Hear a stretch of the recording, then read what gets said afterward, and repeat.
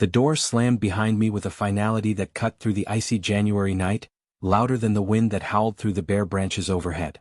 Their laughter, the sharp, mocking kind, echoed in my ears like a cruel song on repeat. Through the frosted glass I could just make out their silhouettes, her brother, her cousin, and Sarah. Her lips curled in a smirk, her voice a blade dipped in venom. "Freeze out there, you pathetic fool." I didn't respond. I didn't shout or beg or pound on the door. I just stood there, snow crawling into my jeans, the -6 degrees air gnawing at my skin, with the red velvet cake I'd baked still warm in my hands. It was for her father's birthday. Homemade. From scratch. I'd even piped the edges with cream cheese frosting, a small gesture of peace. In the quiet, I looked down at Ethan, my son. His small fingers curled around mine, confused, scared, but trusting. Without a word, I turned and walked away from that door, from that house pulsing with music and betrayal. The only sound that followed us was the crunch of snow under our feet. It hadn't always been this way. Back in college, Sarah had been like a wildfire, fierce, magnetic, the kind of person who made the air feel electric. I was the opposite. Steady. Observant. Calm. She called me her rock, her anchor in the storm. We were opposites, but we made it work. At least I believed we did. 5 years later we married quietly. Her mother had never approved, murmuring about my lack of ambition, my dullness. But Sarah had brushed it aside, told me we'd build a life that no one could break. Ethan came along 2 years later. A tiny, perfect piece of both of us. For a moment, he tethered us together in a way I thought was permanent. But after his birth, something shifted in her. The warmth in Sarah began to flicker. Her eyes lingered too long on her phone, always angled away. Her family began to circle tighter, their opinions sharper. They'd arrive unannounced, leave dishes in the sink and cruel jokes in the air. Everything about me was wrong to them, my job, my parenting, even how I seasoned the food. I bore it all. Quietly. For her. For Ethan. I swallowed their barbs, clinging to the hope that the Sarah I married was still in there. Then came the late nights. The unexplained receipts. The sudden laughter she tried to hide. One evening I caught her whispering on the phone in the kitchen.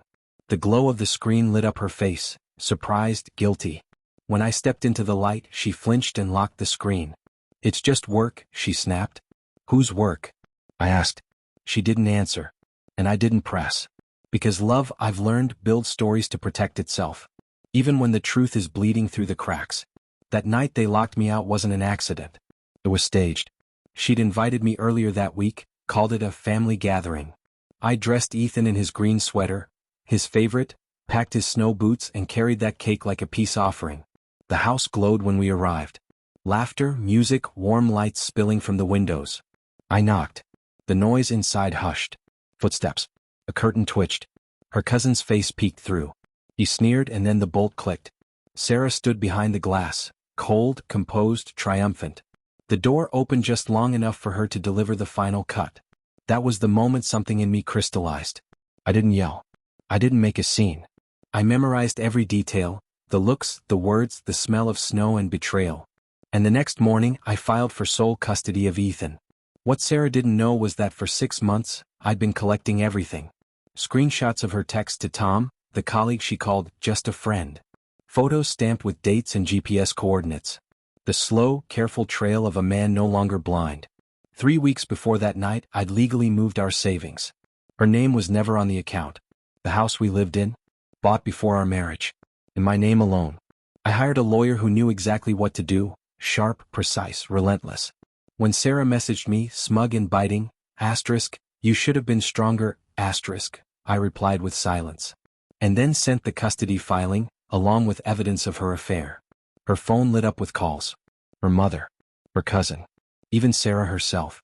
They left voicemails, frantic and pleading. Emails followed. "Let's talk. It was a misunderstanding, you're overreacting." By the second day I had 52 unread messages. They tried guilt, then threats, then begged again. None of it mattered. She didn't know I'd also contacted her employer, forwarding the photos she'd sent Tom, from her work computer on company time. A week later she was jobless. The house came next. I changed the locks. Filed an occupancy notice.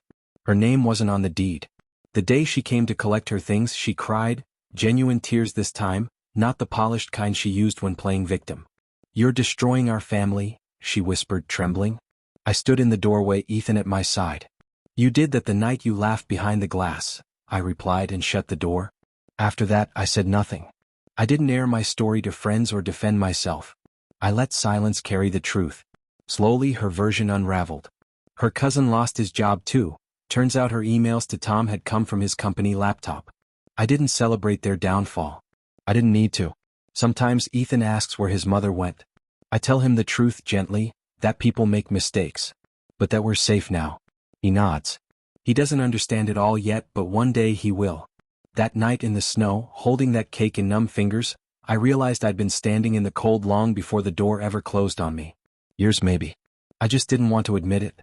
Sarah thought I'd shatter, expected me to crumble on her doorstep, begging to be let in. But some men don't break. Some men prepare. And when the ice melts, they don't knock. They rebuild.